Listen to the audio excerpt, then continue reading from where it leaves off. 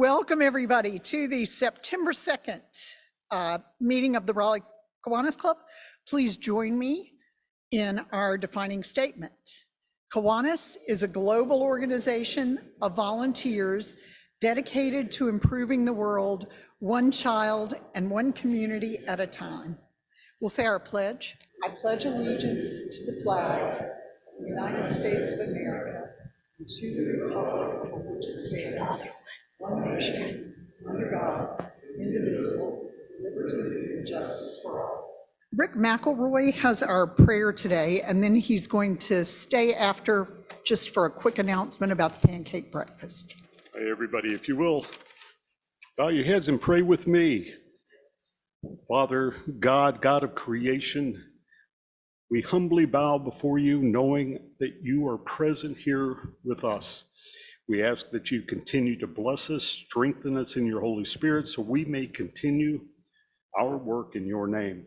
As we gather as believers and working to help the community, we beseech you to strengthen us for our work in your name. Help us to remember the primacy of human and spiritual rather than the material, the daily living of the golden rule.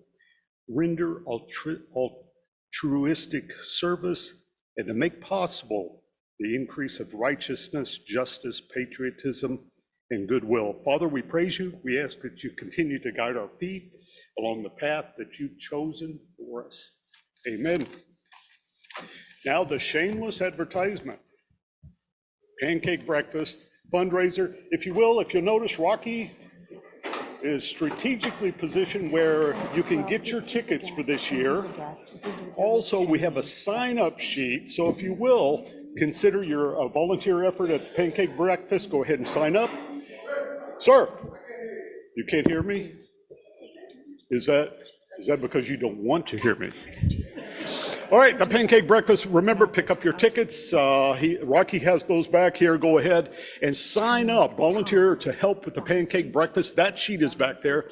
And again, I would ask you, we as the body of the club, to work towards increasing our sponsorship and our revenue. Think about those companies that you come in contact with and ask them to be sponsors for our fundraising, the Pancake Breakfast. Thanks, guys. Thank you, Rick. It's really great to see Rocky and Cricket here in person. I think for the first time. Do we have guests here today? Yes, we do. Don's got a guest? Yes, I have a friend of mine from Iowa who is in the nursing home where I am. Tom, stand up, please, Tom. Tom Colglazer. He worked for Caterpillar for a number of years. Yay. Hey, Tom. And Sandra? Yeah. We also have Benji Caps. Just stand up. Hi, Benji. And Robin Rose, who are here with our speaker, Tony Withers. Thank you. Okay, great. I don't think Rhonda's here. Do we have any membership? Do you want to do membership welfare, Buck? Thank you, and good afternoon. Hope everybody's okay today. Do we have any announcements of anybody that knows about anyone that is ill or that we need to keep in our thoughts as a member of the club? Well, that's good. I do see Robert Cooper on the screen. He's recovering from another bout of COVID, and we want to keep him in our thoughts and prayers. For the week, let's remember birthdays. On the 2nd is Keith Teagarden. On the 3rd is Lou Murray. And on the 9th, Jacob Lee. And the 10th, Leanne Saunders. Happy birthday to all of you. Thank you, Buck. Just a few announcements today. We're continuing our membership drive for the remainder of the year, and thank you to our membership committee for doing a lot of work in that area, and particular thanks to Robert Cooper, who's offering a $250 gift certificate to the Angus Barn to the member who brings in the most new members by the end of the year. So everybody try to win that one, okay? This is my last month as president, which is really hard to believe. Oh, don't applaud that. I've just been thinking about that, and I thought each week for the rest of the month, I would just share something that I've learned about the club during this past year. The first thing I thought of was how incredible the membership is when asked to take on a new leadership role. And I've had that experience this year, talking with folks, asking them if they'll step up to do something important for the club. And it's been just humbling to me and really great. There are several of you here today. I'm sure I'll miss somebody if I start highlighting individuals, but I would like to particularly thank Stacy Askew for just being incredible at jumping in and doing terrific things for the club. So thank you, Stacy. Are there any other announcements today? Leslie? I know this doesn't pertain to everyone, but the under 40 group, we have a date for September 13th. Please join the Meetup app. It's on there, Raleigh, Kiwanis. We're gonna meet and do trivia night. The more club representation, the better, so we can get these new interested to be members welcome and come into our club. That is fantastic. Thank you so much, Leslie. So if any of you know folks under 40 who might be interested, please tell them that that event is going to take place September 13th, and it's a meetup. All right. Well, I'm going to turn it over to Mac Jenkins, who's going to do our speaker introduction today. Our guest speaker today is Tony Withers, founder of the Miracle League of the Triangle. And as a baseball coach, it's very special to me to see individuals who might not get that opportunity to go out on the ball field and enjoy the great game of baseball. And a personal note, my daughter Corinne was a college softball player, and her team participated in an event, and it impacted her so much that she changed majors and is now a pediatric occupational therapist in Miami. So Tony is a retired CEO of Withers and Ravenel, a land planning and an engineering firm in Cary. He's a proud graduate of NC State. Tony served as past president of the board of the YMCA of the Triangle and still serves on committees there. Tony served as past president on the board of the Eastern North Carolina chapter of the Multiple Sclerosis Society, where he was active for 8 years. Tony is also, you have a lot of stuff, on the NC State Engineering Foundation, a Rotarian for over 20 years. Tony has also served as a deacon in his church. His duties with the Miracle League include development, construction, and fundraising. And I wish everyone will join me in welcoming Tony Withers to the stand. Hi, thank you very much. A couple of clarifications. I did not found the Miracle League. Robin Rose, who's with me today, was really the impetus behind that, and you'll pick up a little bit on that as we go. And Benji is our executive director, and he's going to take over and do most of the program. Alice Garland was a good friend of mine, and I know Phil Kirk, and I grew up with all the Ramsey boys. And somebody asked me, tell me something that nobody here would know. And I didn't think of anything, but today while sitting here, the thing I know is who in this group did I used to work for? And there's only one person that knows who that is in here, and that's John Ramsey.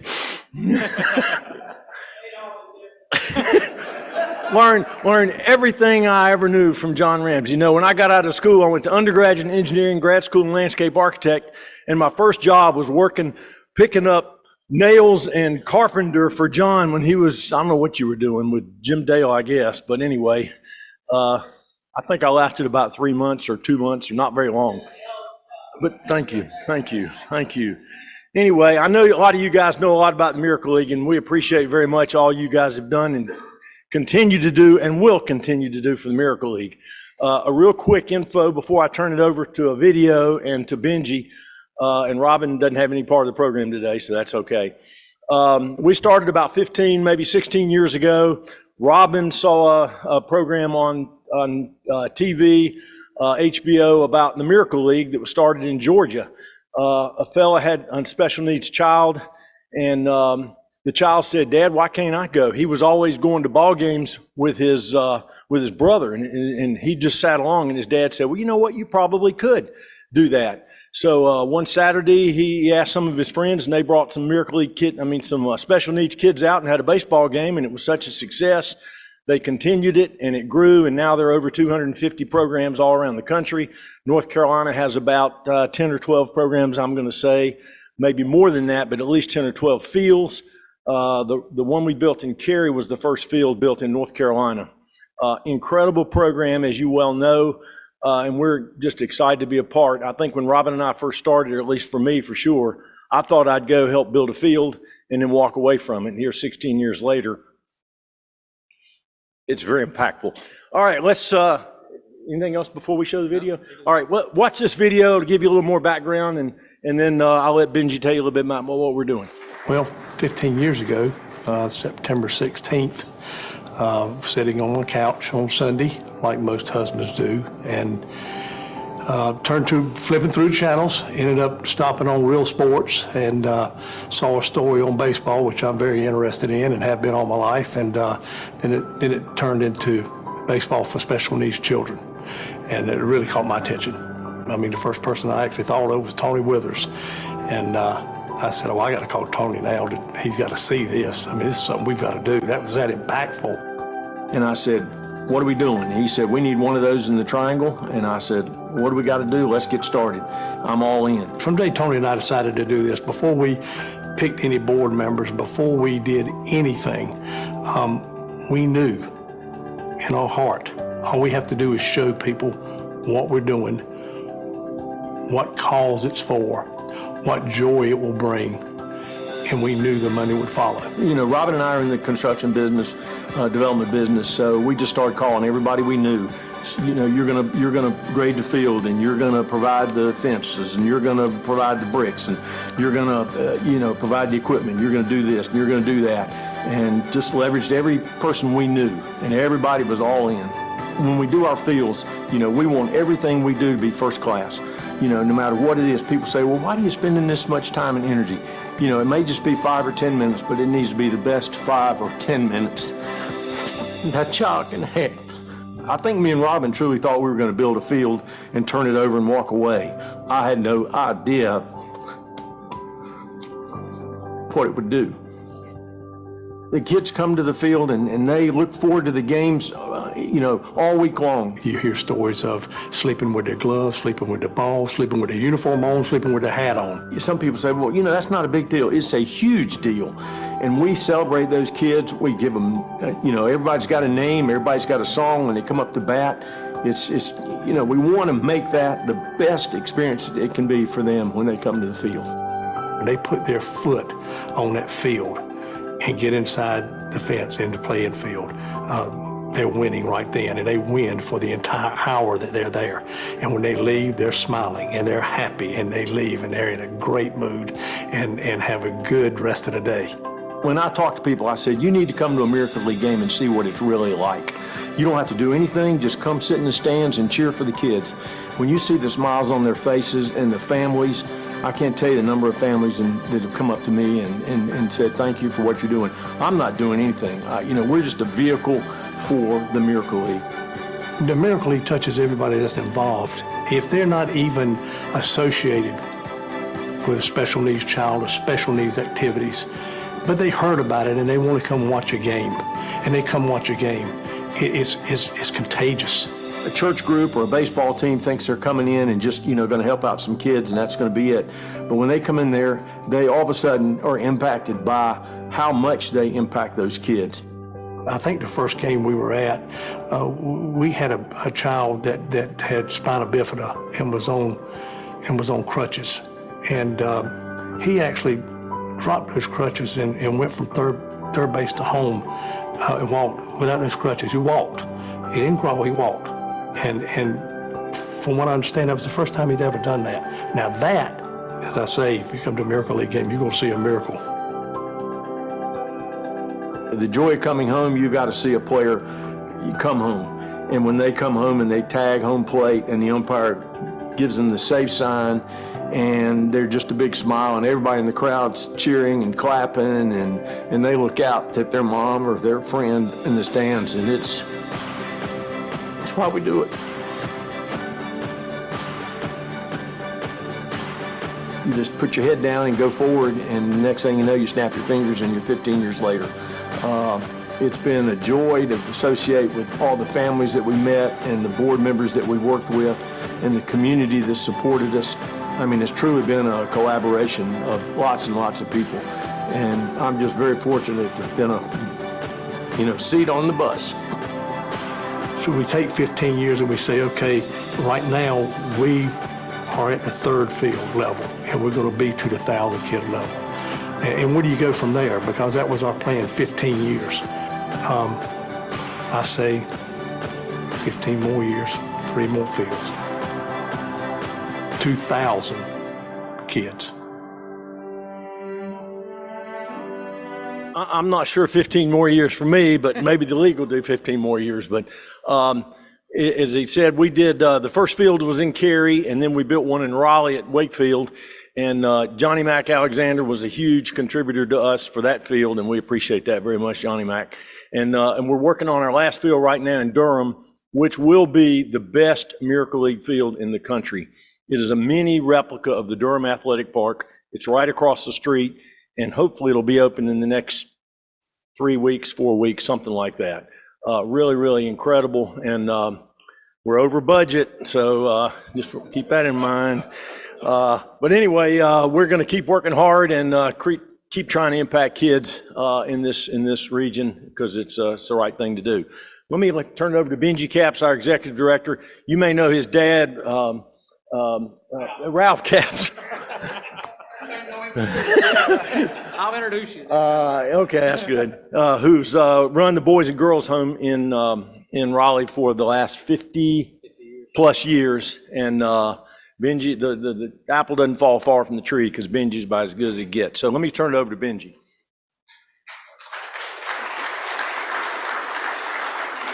Thank you, Tony. I appreciate it. And by the way, Tony was out picking up nails yesterday at the site as we build the Blue Monster and the Bull. So some things never change with Tony. As Tony said, my name is Benji Capps. I'm the executive director of the Miracle League of the Triangle, but more importantly, I'm a father of a player in the Miracle League of the Triangle. So, when we talk about this, you just know it comes from the heart. Wow. Tony and Robin gave our family a gift in 2006 that we've taken apart since 2007. And it's been a lot for our family as we've seen our son Micah grow from being a 5-year-old kid where you had to close the gate because he was running all over the place to a high school graduate and four-year letterman on the track team and the cross country team. So being a part of the Miracle League is about perspective for us. And we're going to talk about those perspectives. One is a player's perspective. The league's perspective, what we're looking forward to in the future, and how we can grow our league. And as Robin said in the video, to that 2,000 players in the Triangle.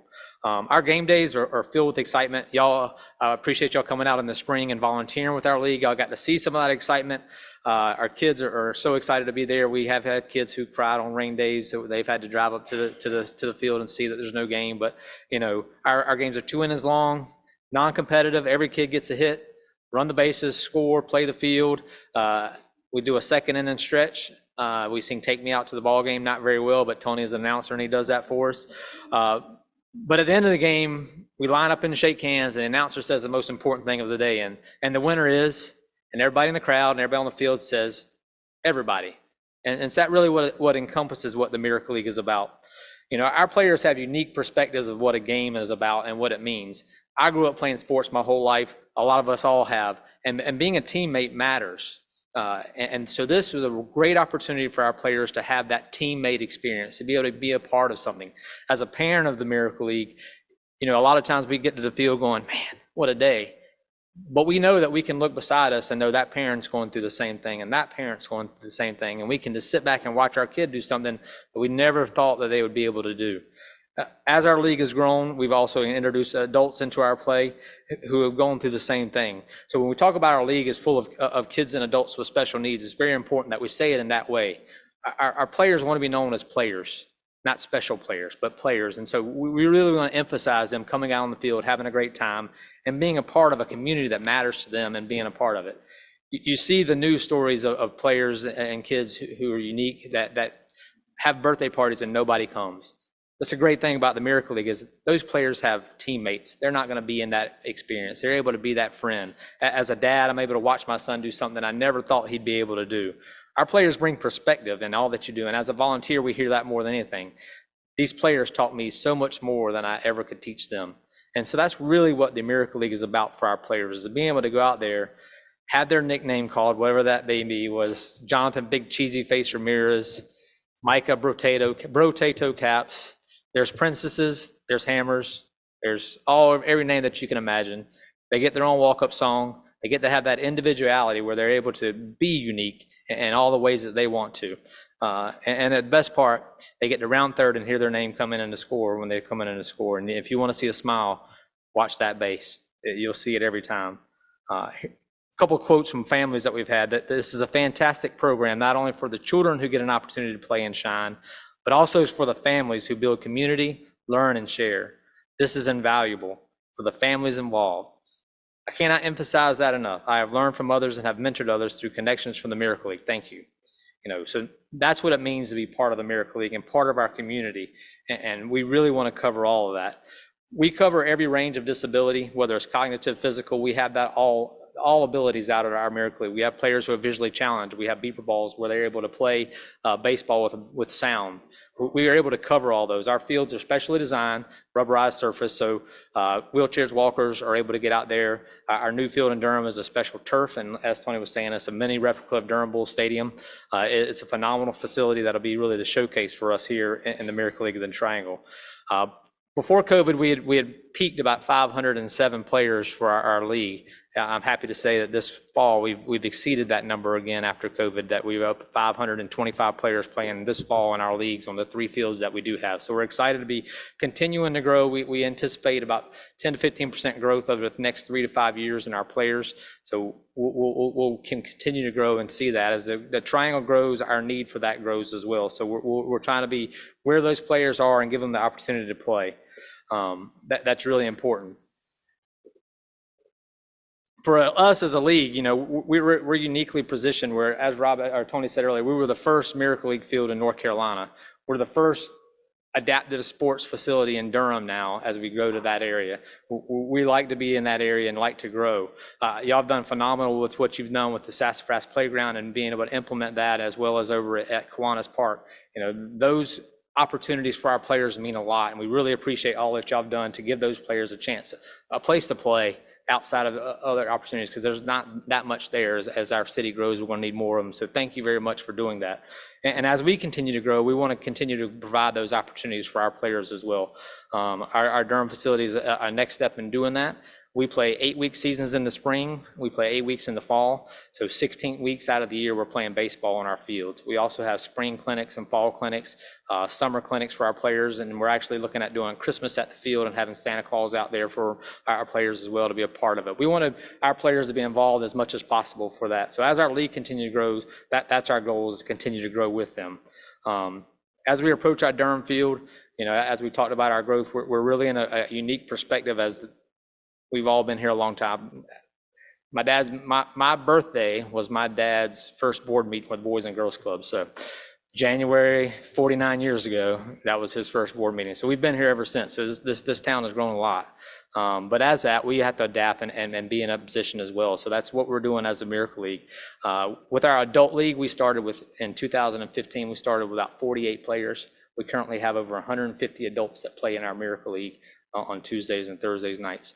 Last year, we had a new group home come out, and our oldest player is 74 years old.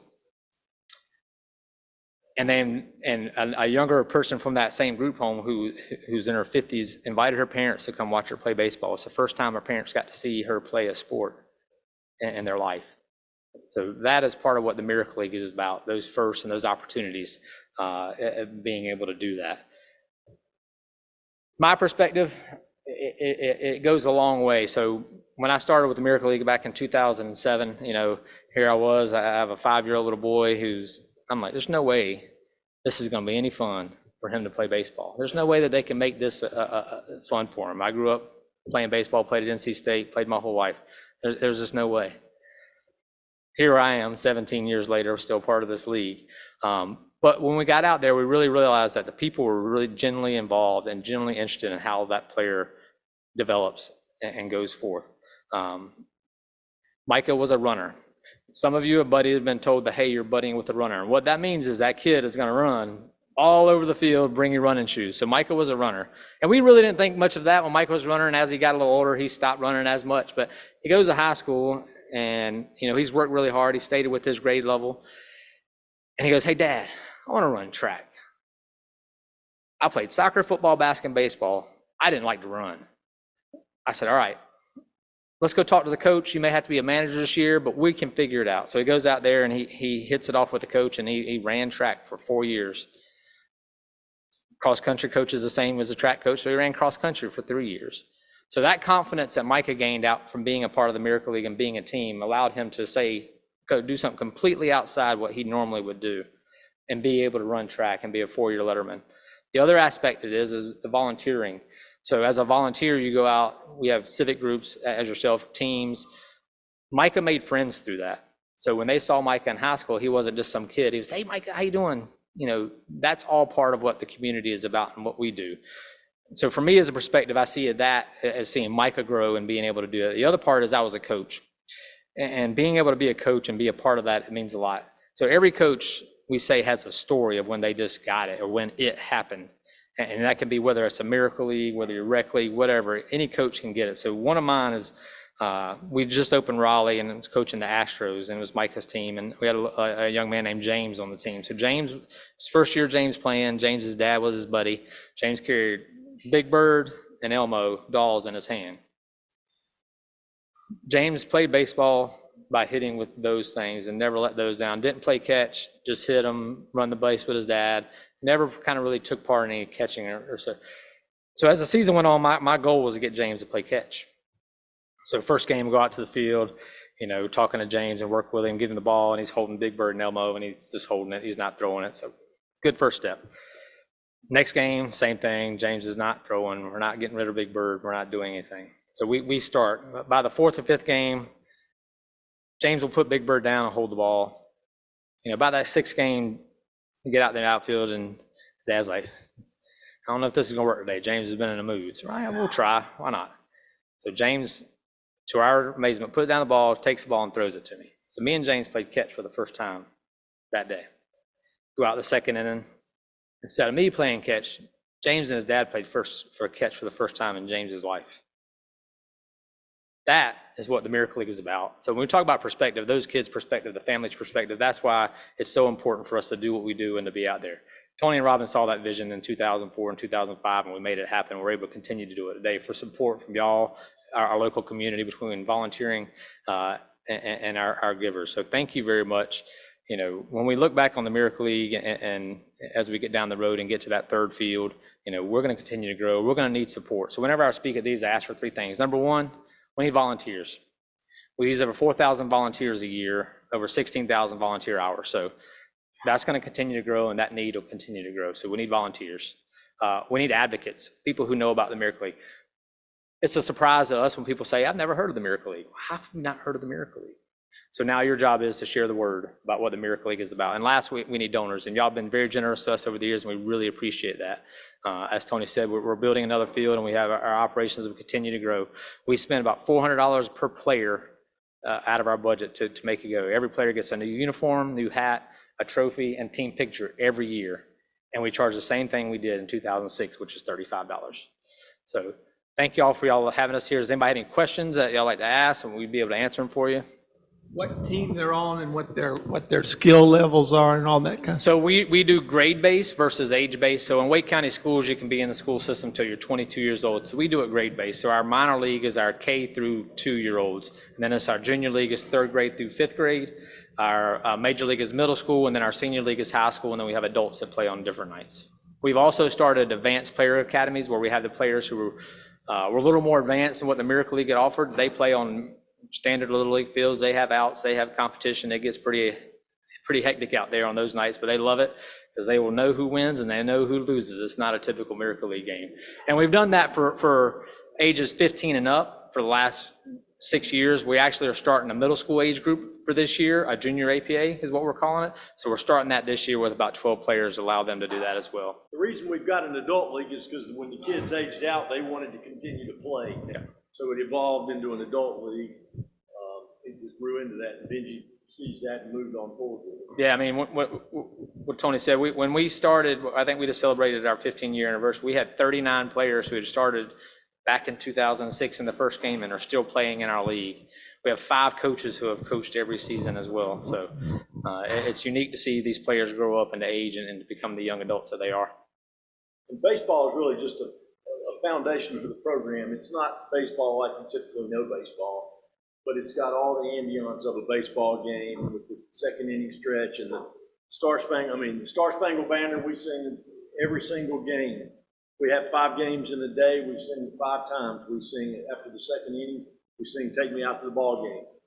As he said, every player has a walk-up song. They're playing their music when they walk up, and they're announcing their nickname. And when you see what many of these families have to deal with every single day, all day, their whole life, you want to change your life, you go to a Miracle League game. And you guys have been there and seen that. It's worthwhile. I just want to thank you for coming. When we were there, I was humbled by the community amongst the children, and you've created that environment and the support they give one another outside the adults and volunteers. Yep.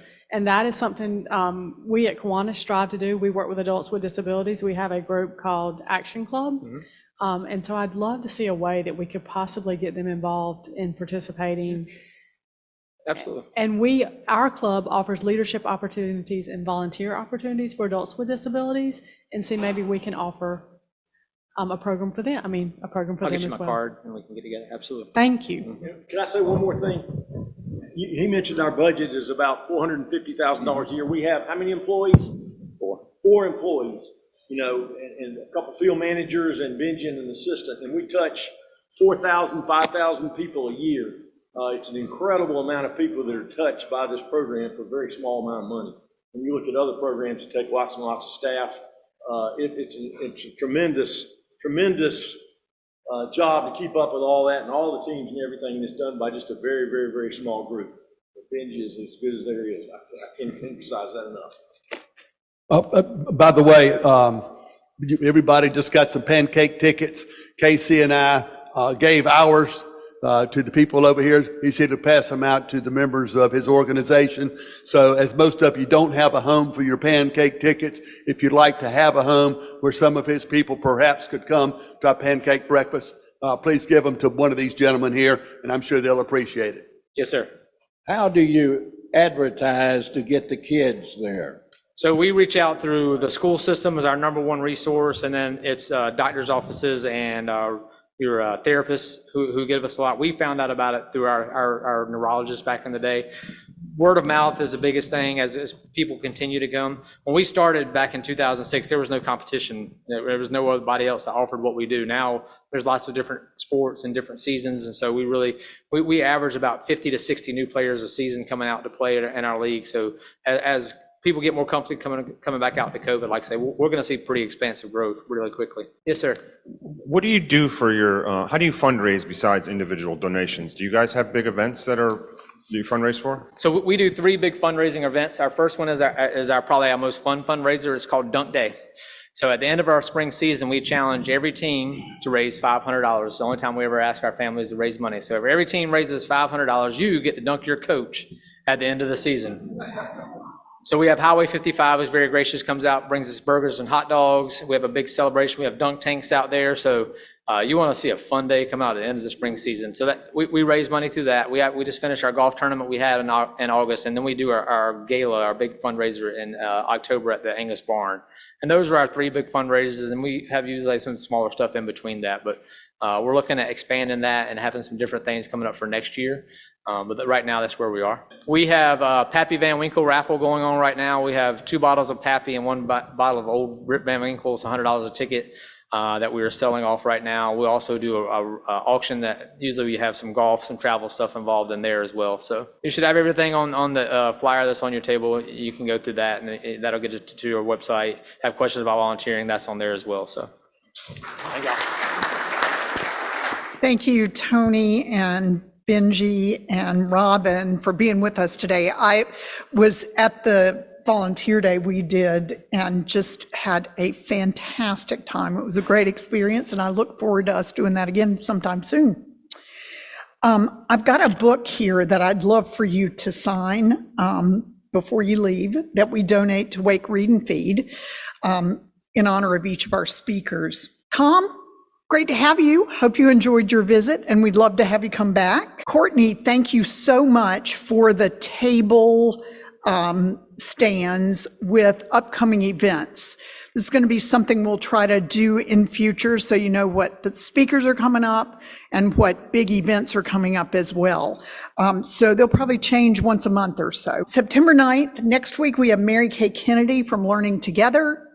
September 16th, we have Billy Peebles, who's going to be talking about the history of Abraham Lincoln. And September 23rd, Dr. Robert Adams will be speaking. I hope everybody has a wonderful, wonderful Labor Day holiday, and we'll see you next Friday.